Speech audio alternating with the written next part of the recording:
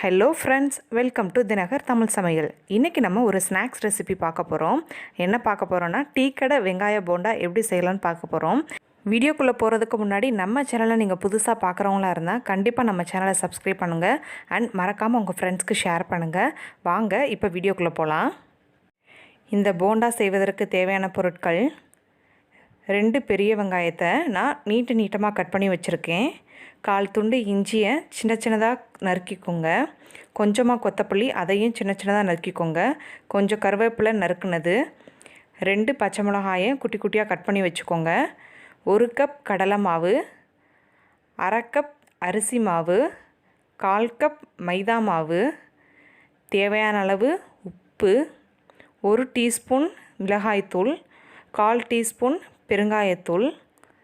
இப்போது நம்ம இந்த போண்டாவோட மிக்ஸ் ரெடி பண்ணிடலாம். அதுக்கு ஒரு பெரிய கடாய் எடுத்துக்கோங்க.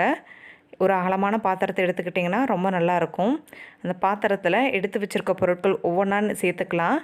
வெங்காயம், இஞ்சி, பச்சை மிளகா, கருவேப்பிலை நறுக்குனது, கொத்தமல்லி நறுக்கியது, மிளகாய்த்தூள், பெருங்காயத்தூள், உப்பு தேவையான அளவுக்கு சேர்த்துக்கோங்க. பார்த்து சேர்த்துக்கோங்க. கடைசியாக கூட நீங்கள் டேஸ்ட் பண்ணி பார்த்துட்டு அதுக்கப்புறம் சேர்த்துக்கலாம். இப்போ எடுத்து வச்சுருக்க மாவை ஒவ்வொன்றா ஆட் பண்ணலாம். கடலை மாவு, அரிசி மாவு,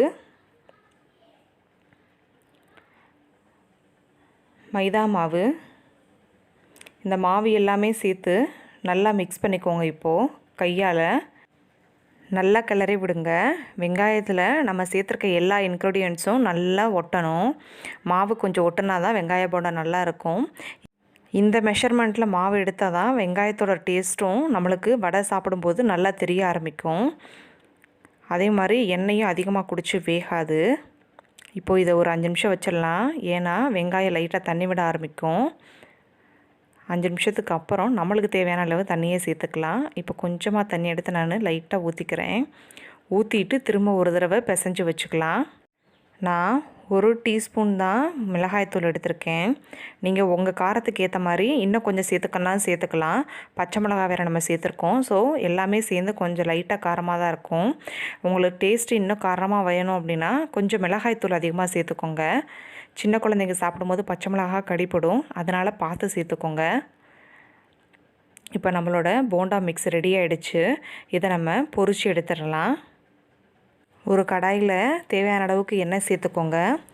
எண்ணெய் நல்லா சூடாகணும். சூடானதுக்கப்புறம் நம்ம எடுத்து வச்சுருக்க மிக்ஸை சின்ன உருண்டைகளாக எடுத்து போட ஆரம்பிச்சிடலாம்.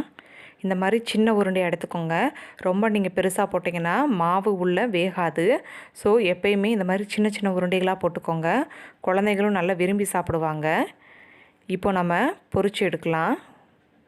ஒவ்வொரு மிக்ஸாக தனித்தனியாக போடுங்க. இப்போ இந்த மாதிரி போட்ட உடனே எண்ணெயில் இருக்க பபிள்ஸ் நல்லா வெளியில் வரணும். அதுதான் கரெக்டான ஸ்டேஜ் நம்ம பொரிச்சு எடுக்கிறதுக்கு. எல்லா உருண்டைகளையும் கொஞ்சம் கொஞ்சமாக உருட்டி நான் போட ஆரம்பிச்சிட்டேன். போட்ட உடனே திருப்பி விட்டுறாதீங்க. வெங்காயம் பிரிஞ்சு வந்துடும் மாவுலேருந்து. ஸோ அதனால் கொஞ்சம் வெயிட் பண்ணுங்கள். ஏன்னா கொஞ்சம் லைட்டாக அடங்கின உடனே நம்ம திருப்பி விட்டுறலாம். இப்போ பாருங்கள், லைட்டாக இதாகிடுச்சு. நம்ம திருப்பி விடலாம். ஒரு அரிகரண்டி எடுத்துகிட்டு ஒவ்வொரு வெங்காய போண்டாவையும் திருப்பி லைட்டாக விடுங்க. பாருங்கள், இப்போ வெங்காயம் உதிரவே கிடையாது. பர்ஃபெக்டான நம்ம டீ கடை வெங்காய போண்டா போட்டுட்ருக்கோம். ஃபயரை ஹை ஃப்ளேமில் வச்சிடாதீங்க. வச்சிட்டிங்க அப்படின்னா வெங்காயம் கருகிடும். ஆனால் உள்ளே இருக்க மாவு வேகாது. நீங்கள் அவசரப்பட்டு எடுத்துருவீங்க. அதனால் ஃபயரை மீடியம் ஃப்ளேமில் வச்சிங்க அப்படின்னா வெங்காயமும் கருகாது, உள்ளே இருக்க மாவும் நல்லா நம்மளுக்கு வெந்து கிடச்சிடும். இப்போ பாருங்கள், லைட்டாக வெங்காயம் ப்ரௌனிஷ் ஆக ஆரம்பிக்குது. மீடியம் ஃப்ளேமில் வச்சே செய்யுங்க. டீ கடை வெங்காயம் போண்டா பர்ஃபெக்டான கலரில் நம்மளுக்கு கிடச்சிருச்சு. இப்போ இதை சர்வ் பண்ணிடலாம். பாருங்கள், ரொம்ப அருமையான கலரில் வந்திருக்கு. இந்த போண்டா எல்லாருக்குமே ரொம்ப பிடிச்சமான டிஷ்ஷு. சின்ன குழந்தைகளுக்கும் சரி, பெரியவங்களுக்கும் சரி. ஸோ வீட்டில் நீங்கள் செஞ்சு பார்த்துட்டு கமெண்ட் பாக்ஸில் கமெண்ட் பண்ணுங்கள். அண்ட் உங்கள் ஃப்ரெண்ட்ஸுக்கு கண்டிப்பாக ஷேர் பண்ணுங்கள். தேங்க்யூ.